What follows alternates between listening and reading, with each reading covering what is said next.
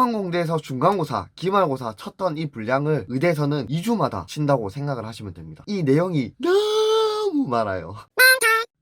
안녕하세요, 멘탈 에이전트입니다. 오늘은 의대와 공대의 공부량에 대해서 간단하게 비교해보는 시간을 가져보려고 합니다. 이과에서 공부가 가장 어렵다고 많이들 얘기하시는 의대와 공대, 그리고 공대 중에서도 힘들다고 유명한 서울대, 포항공대, 카이스트 중에 하나인 포항공대와 학업량을 비교하면은 과연 어느 정도가 될지 제 주관적인 입장에서 한번 말씀드리도록 하겠습니다. 참고로 저는 포항공대 신소재공학과를 졸업을 했고요. 이후에 의대에 들어가 30% 정도의 성적을 받고 졸업을 했습니다. 물론 이 두 개를 비교를 하려고 해도 공대 내에서도 학업량은 과바이 과기도 하고, 그리고 저도 주관적인 입장에서 말씀드리기 때문에 이게 절대적인 수치는 아닙니다. 그래도 제가 주변 공대생 친구들로부터 들은 얘기도 있고, 제가 직접 겪은 공대에서의 생활과 그리고 의대에서의 학업량을 비교했을 때 이 정도는 비교할 수 있겠다 정도를 말씀드리도록 하겠습니다. 네, 먼저 첫 번째로 포항공대 1학년 때 상당히 힘들었습니다. 이때는 모든 학생들이 과에 상관없이 미적분학, 프로그래밍, 기초생명과학, 일반화학, 일반물리 등 기초 필수 과목들을 수강했었고요. 이때 총 들었던 학점은 21학점 정도 됐고, 월화수목금 하루도 쉬는 날 없이 수업을 다 들었었습니다. 그래도 수업 중간중간에 공강은 있어가지고 밥 먹는 시간 같은 경우는 충분히 확보할 수 있었고요. 시험도 중간고사, 기말고사 이렇게 딱딱 떨어져서 시험을 쳤었고, 시험 공부를 할 때 보통 1, 2주 전부터 시작을 해서 시험 치는 날에는 밤을 새기도 하고 그랬었습니다. 그리고 전체 평균 학점은 B+에서 A-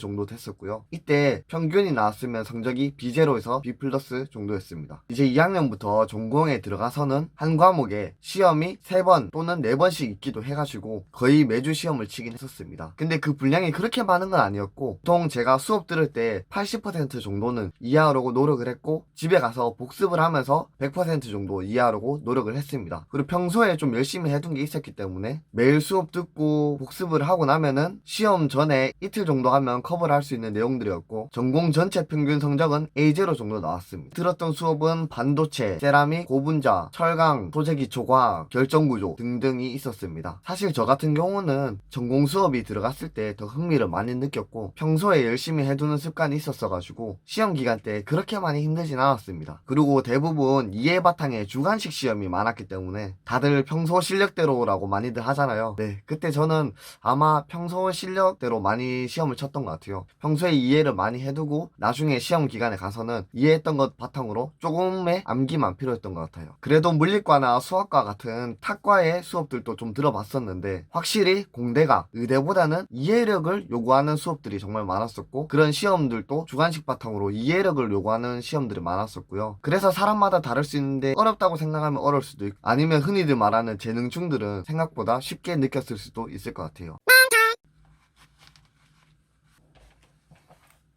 네, 반면에 의대에 대해서 말씀을 드리자면, 일단 이해를 요구하는 건 그렇게 많지가 않습니다. 수업을 들어보면 이래서 이런 거구나 라는 건 쉽게 받아들여집니다. 하지만 이게 이제 임상적인 측면으로 좀 들어가다 보면은 조금 이해를 필요하는 것들이 좀 있어요. 예를 들어서 머리가 아프다고 했을 때 단순히 편두통을 생각할 수 있지만, 머리가 어떤 식으로 아픈지에 따라서 편두통 이외에도 상당히 많은 병들이 있을 수 있거든요. 머리가 박동성으로 아프다, 아니면 전조 증상이 있다, 이렇게 했을 땐 편두통을 생각할 수 있습니다. 근데 머리가 찌릿찌릿하게 아프다 이러면 3차 신경통 이런 것들도 생각할 수 있고요. 그리고 머리가 깨질 듯이 진짜 누가 망치로 두드리듯이 아프다 이런 것 같은 경우에는 뇌출혈까지도 의심을 해볼 수 있습니다. 근데 이게 교수님께서 설명을 해주시면 정말 이해가 잘 돼요. 그냥 박동성으로 아프다, 전조 증상이 있을 수 있다 하면은 편두통 의심할 수 있고, 치료로는 뭐 트립탄 같은 것들을 쓸 수 있고, 예방으로 발프로에이트, 토피라메이트 등등을 사용할 수 있다고 합니다. 이해돼요. 정말 어려운 거 없습니다. 근데 문제는 뭐냐면 이 내용이 너무 많아요. 진짜 너무너무너무 많아서 말로 형용할 수가 없습니다. 정말 수업 들을 땐 재밌거든요. 와, 내가 머리 아픈데 딱 이거였네. 와, 내가 소화가 좀 안 되는데 혹시 이건가? 혹시 내가 좀 걱정이 되는데 병원을 가봐야 되나? 뭐 이런 의대생 증후군이라는 병도 생길 수가 있어요. 뭐 이거는 사실 병은 아니고 그냥 지어낸 겁니다. 그래서 공부를 하다 보면은 되게 재밌어요. 막 흥미도 생기고 궁금증도 생기고 상당히 좀 도움이 많이 됩니다. 실생활에서도 적용을 할 수도 있고요. 근데 문제가 이 내용이 너무 많다 보니까 공부를 하다가, 저희는 또 유급이라는 시스템이 있다 보니까 시험을 통과를 못하면 유급을 하게 되거든요. 그래서 공부를 하다가 너무 힘들어서 흥미가 떨어질 정도, 정도예요.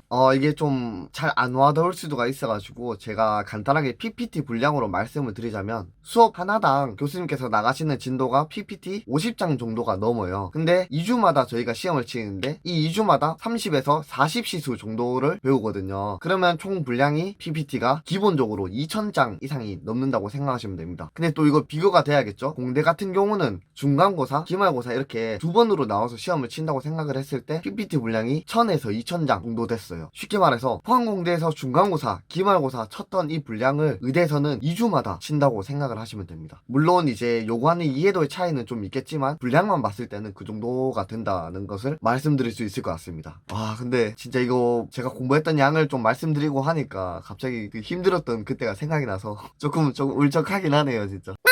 전체적으로 정리를 해보자면 공대 내에서도 과 바이 과긴 하지만 공부 자체가 이해를 바탕으로 해야 하기 때문에 분량이 적지만 어려울 수 있다. 분량이 적은 것도 상대적으로 의대에 비해서 상대적인 거라서 그렇게 적은 것도 아니지만은 그래도 상대적으로 적어서 어려울 수 있다. 하지만 의대는 이해도를 그렇게 요구하진 않지만 분량이 너무 많아서 잘 외우려면 머릿속에 아예 컴퓨터 알고리즘을 만들어 놔야 돼요. 띠리디리디리 하면서 막 돌아가요. 막 컴퓨터가. 그게 머릿속에 있어야 돼. 딱 하면 딱 나올 정도로 그 정도가 돼야 됩니다. 지금 말씀드리고 나니까 막 의대랑 공대랑 사실 힘들었던 쉬운 게 없네요, 진짜. 와, 이거 진짜 어떻게 했지? 네, 오늘 영상은 간단하게 여러분들에게 공대와 의대의 학업량에 대해서 말씀드리려고 영상을 찍은 거고요. 어떤 과를 가라고 말씀드린 건 절대 아니에요. 사실 어떤 과를 가든 간에 주변의 친구들이 하는 걸 보면은 결국에는 같이 따라하게 되더라고요. 그래서 저는 무조건 자기 성향이나 자기의 미래의 꿈에 대해서 생각을 해보고 거기서 자기랑 더 맞는 과를 가는 것을 추천해드립니다. 본인이 뭘 하고 싶은지가 가장 중요한 우선순위라고 생각이 되고요. 이 부분에 대해서 잘 생각해보시고 혹시나 진로나 아니면 영상에서 더 궁금하신 게 있으시다면 댓글 달아주시면 제가 성심성의껏 답변을 해드리도록 하겠습니다. 어차피 요즘 시간 많아가지고 여러분들에게 도움 드리려고 영상을 찍고 있는 거거든요.